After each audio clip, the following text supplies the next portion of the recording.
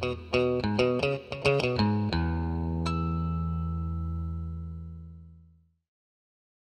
and Grüß Gott. Today I'm going to review our 2008 Suzuki Grand Vitara.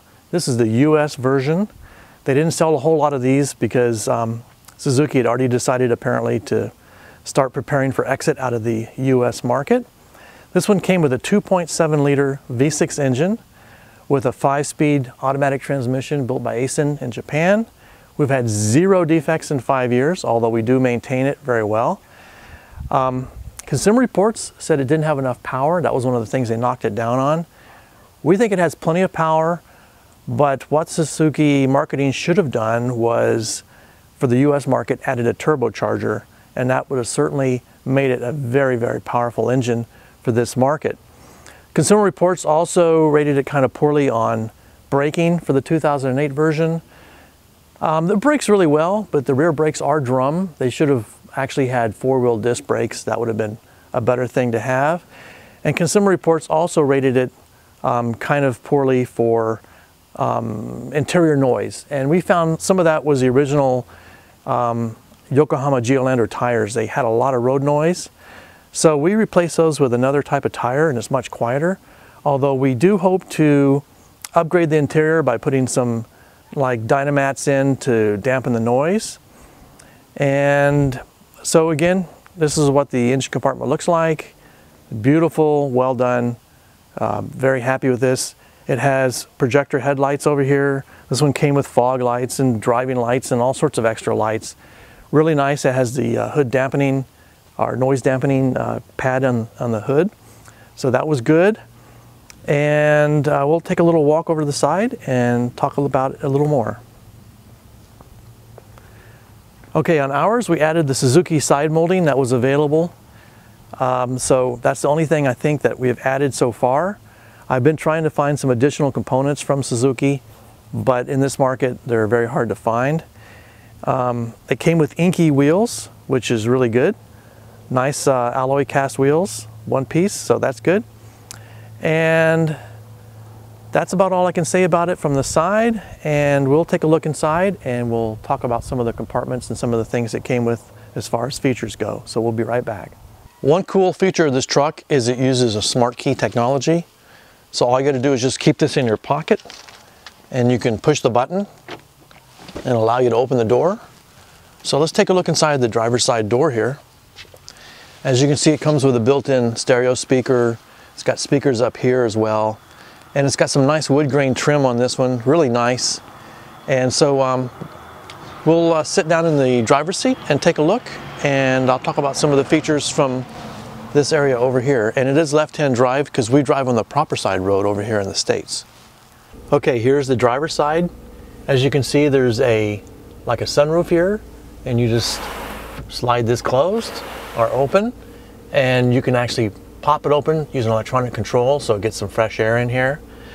And this is a leather wrapped steering wheel, leather seats, and it has heaters built into the seats, which I think is just awesome. And it has 12-volt accessory outlets. Inside here you can plug in your iPod. We got that extra option where it connects the iPod to the radio. Here you have, you can lock your center differential for 4-wheel high or 4-wheel low, or if you're going to tow it, you can put it in neutral so the vehicle can be towed. You have electronic stability program, and you can turn it off if you want. So that's also a nice thing. A lot of the Consumer Reports, and I think Edmunds it was, complained about the temperature control system. I think it works great. Very easy to use. You turn that up and down for fan speed, and you can change your temperature here, and it's all automatic. You can turn your AC on or off, and you can make it so it brings in outside air or recirculates. Of course, you have defrost. It's got a really nice stereo with a CD changer, hazard flashers here. You can adjust everything here, and then here's your gets about 19 miles to a gallon. In the city is where we only drive pretty much. We don't really take this on the highway much anymore. Shows your outside temperature, shows you your time. The instrument cluster, as you can see, has all sorts of stuff on it, like speedometer and tachometer. Really, really nice. It has airbags for the driver and passenger, both front, and it has side pillar bags and lots of different bags. So we will take a look at the passenger side here in just a second. On the passenger side here, we have a glove box that opens up. It's pretty large. You can put a lot of stuff in it. And it's got the same heated seat as the driver's side. And over there, there's a place where you can put like a cup. But these cup holders like this one here are made for Japanese style cups, not the big 64 ounce like we drink over here in the States. So it's really made for a smaller cup size, but it works pretty well. Kind of holds it in place here. So I like that. Has a nice center console where you can put things like CDs, and of course here's your parking brake or emergency brake. And so we'll take a look in the back. I'll be right back. Okay, on the back seats, as you can see, it still has some of this wood trim here, and it has another large speaker, and it has a little, behind the driver and passenger seats, it has some little places you can put like magazines and things. The legroom back here is kind of not so much. It's made mostly for maybe children or young adults.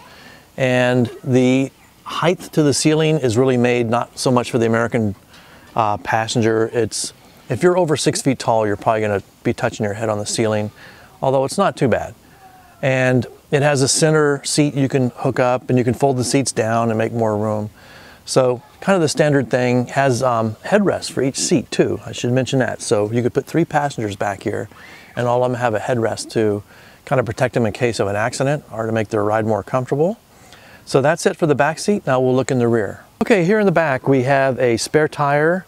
It's sort of a regular sized hub with kind of a special tire on it made just for emergency use, but it is essentially a full-size tire. It's not the compact spare like a lot of cars have. So back here we got the cargo net with ours, so you can put all your stuff in here. It has this really cool thing that covers up all your packages and things, and there's some hidden compartments. There's a compartment here that's not hidden. You can just put things in, but on this left side over here there is a place for the jack, so you can keep the jack in there.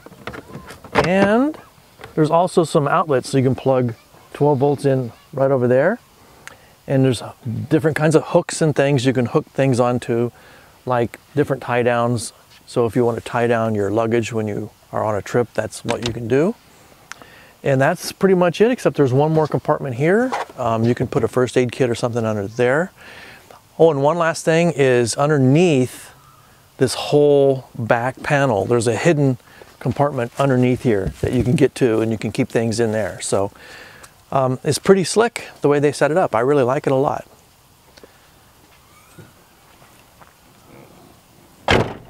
So overall, this would have been a great vehicle for Suzuki if they had have listened to the American consumer and put four-wheel disc brakes on it. They had to put turbocharger and made it a little quieter inside on the interior. It would have been definitely a hot seller, but they chose not to do that, so they withdrew out of the American market instead.